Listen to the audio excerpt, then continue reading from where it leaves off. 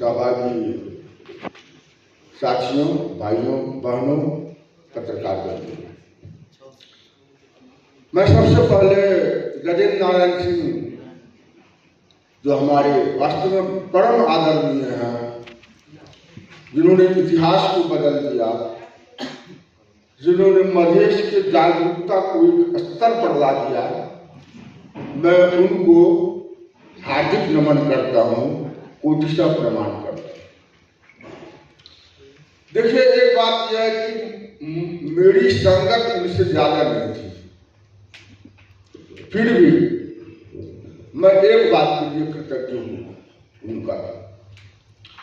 मैं तो आपको लोकतंत्र का एक सिपाही था, नेपाली कांग्रेस सरकार के करता एकदम एक्टिविस्ट, और अपना संघर्ष में मैं लगा रहता था।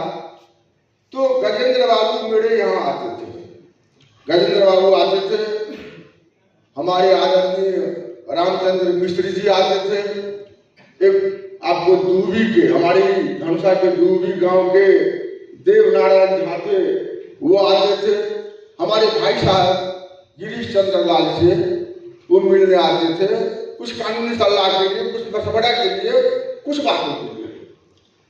तो मेरी उनसे बहस हो जाया करती थी।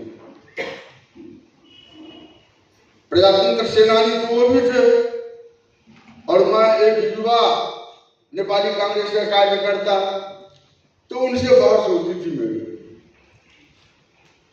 होती थी, हम लोग बैठते थे ऐसे ही कभी कभी।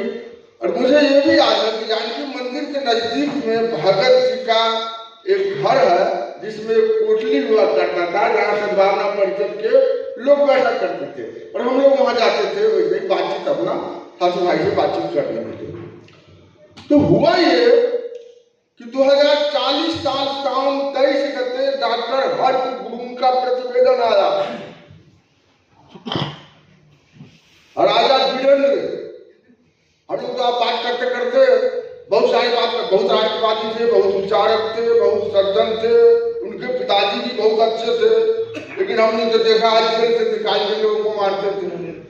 तो राजा वीरेंद्र ने आपको एक कमेटी बनाया कि आंतरिक और अंतर्राष्ट्रीय बसाई सराय का अध्ययन किया जाए, और डॉक्टर हर्ष गुरुंग उस कमेटी के थे।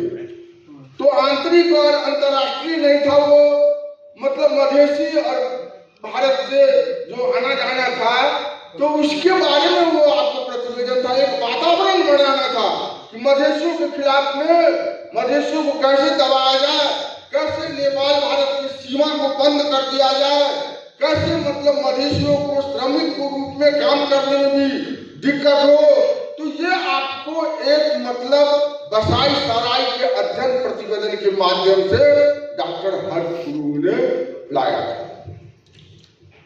अब हम लोग क्या समझते थे पहले, लोकतंत्र आएगा सब ठीक हो जाएगा, लोकतंत्र में समानता होगी, हम सब बराबर होंगे, निर्वाचित सरकार होगी।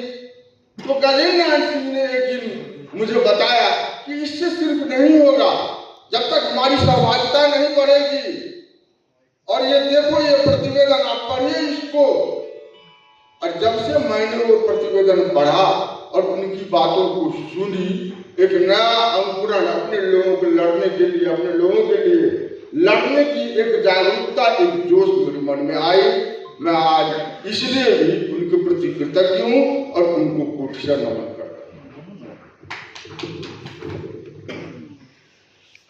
अब देखिए जो बात यहाँ चल रही है, अब उसके बारे में मैं छोटकरी में थोड़ा सा कहना चाहता हूँ, ज्यादा विस्तार में मैं नहीं जाऊंगा।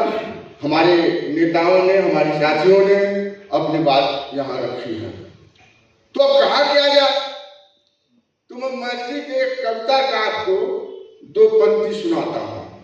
बात तो वह है तर की ऊपर जे छै साच है, बात तो वह है। तो हम सभी जानते हैं बात कहाँ है, बात कहाँ अड़की हुई है, इस बात को हम जानते हैं। हमने लड़ाई भी लड़ी, हमने 3 दिन आंदोलन किया,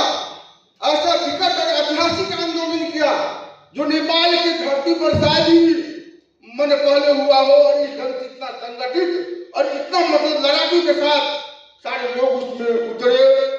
शुरुआत में तो कोई किसी पार्टी में थे, लेकिन एक ऐसा माहौल आया जब आपको नेपाल के सड़कों पर, तराई के सड़कों पर सारे पार्टी के लोग उतर के आए। जनता ने साथ दिया, जनता ने वोट भी दिया, लेकिन बात तो वह है जे अब उस बात को मैं फिर से यहाँ कहूँ तो मतलब उधेड़ना हो जाएगा आपको, वो फिर निकालने जैसा हो जाएगा वो आपको। तो जब हम समझते हैं कि बात वही है, तो फिर एक प्रश्न यहाँ उठा था कि हम क्यों आगे नहीं बढ़ा सके, हम क्यों अचीव नहीं कर सके। हमने किया अचीव, हमें तो लोगों ने वोट भी दिया, हम उतने ताकत पर भी बन गए, लेकिन लोग गिनीज बुक में क्या कहते हैं, गिनीज वर्ल्ड रिकॉर्ड बुक में नाम दर्ज कराने में ज्यादा लग गए। एजेंडा को कहां न कहां छोड़ दी। हम इतनी बार, एक बार दो बार नहीं, इतनी बार तो एक वर्ल्ड रिकॉर्ड बनाने की बात हो गई। एजेंडा को हम लोग छोड़ दिए, जो हमारा ध्येय था। वास्तव में इसे स्वीकार करना होगा।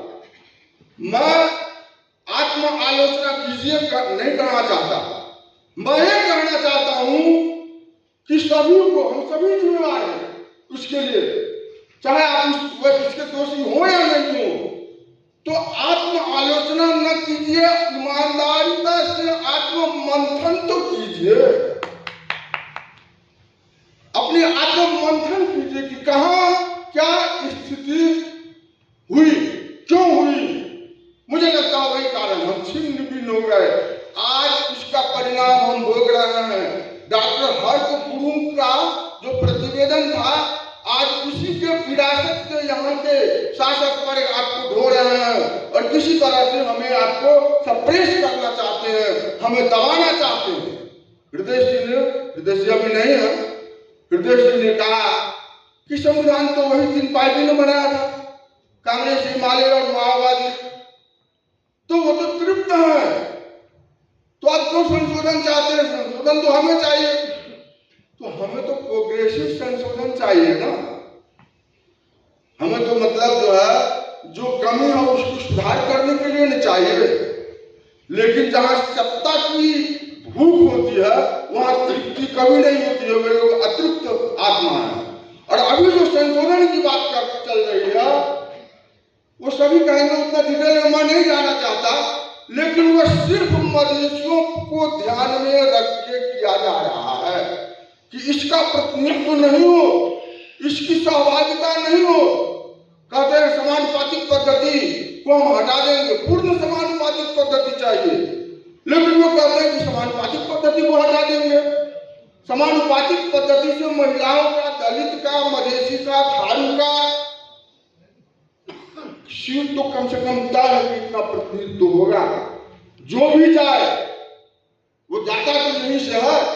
समानुपातिक पद्धति का गलती तो नहीं ना है, उसको तो बिगाड़ा गया, लेकिन एक बात यह भी है कि वह धीरे धीरे सुधार की तरफ भी आपको आ रहा है। लेकिन उसको हटाना चाहते हैं, कहां से हटाना चाहते हैं? बहुत ही चालाकी से प्रतिनिधि सभा से हटा देना चाहते हैं, जो संघीय संसद का सबसे पावरफुल सदन है। थ्रेशोल्ड की बात तो किया है, थ्रेशोल्ड क्यों चाहिए? थ्रेशोल्ड चाहिए ही नहीं। जब आप समानुपातिक प्रतिनिधित्व की बात करते हैं, जब समावेशी लोकतंत्र की बात करते हैं, तो 1 सीट आगे, 2 सीट आगे, क्यों चाहिए थ्रेशोल्ड? क्यों चाहिए थारूता आपको? आपने किया क्या है? भ्रष्टाचार के अलावा, कदाचार के अलावा, सोना तस्करी के अलावा आपने किया क्या है? अभी आपको अध्यादेश जारी हुआ, हम ध्यान नहीं दे रहे हैं, लेकिन सुकुम्बासियों के लिए जो अध्यादेश जारी हुआ है वो जंगल फड़ानी कर देगा। सूर्य बहादुर थापा ने मधेश का जंगल फड़ानी किया और बहुदल के बदले में निर्दल को जिता दिया। और ये लोग अपना संगठन बनाते हैं, जंगल फड़ानी करके संगठन बनाते हैं, और अब जंगल फड़ानी होगा सुकुम्बासी के नाम पर वो अध्यादेश जारी किया गया है। और उसमें वहां घर बनाएंगे, कांग्रेस के लोग वहां घर बनाएंगे।